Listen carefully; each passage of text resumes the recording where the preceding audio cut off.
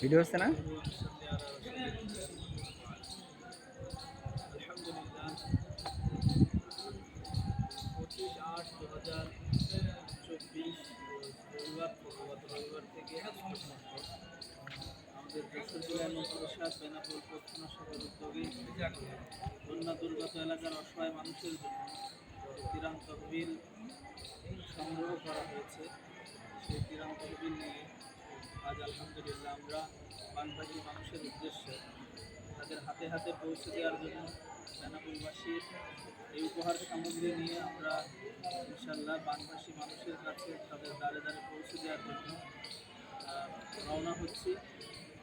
আমাদের বেনাপোল কোর্ট থানা ইমাম পরিষদের একটা কাফেলা বানভাসী মানুষের কাছে ত্রাণ সামগ্রী পৌঁছে দেওয়ার জন্য রওনা হয়ে যাচ্ছে ইনশাল্লাহ।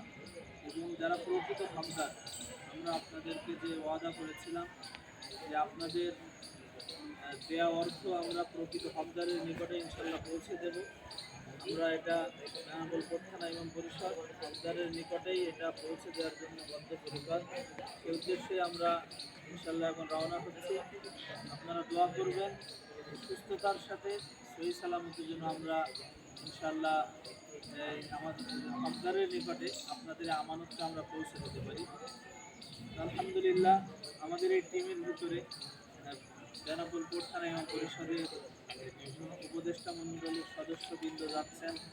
আমাদের কোর্ট থানা ইমাম পরিষদের সম্মানিত সভাপতি হযরত মাওলানা মুফতি আবু হানিফ সাহেব দামাত বরকাতুহুম উনি নিজেই যাচ্ছেন, এবং কোর্ট থানা ইমাম পরিষদের সম্মানিত সাধারণ সম্পাদক হাফেজ মাওলানা আজিজুল হক সাহেব সহ আমরা ইমাম পরিষদের সদস্যবৃন্দ একটা টিম হয়ে ইনশাল্লাহ আমরা বাংলাদেশের মানুষের কাছে আপনাদের দেয়ায় আমানত ইনশাল্লাহ আমরা পৌঁছে দেব।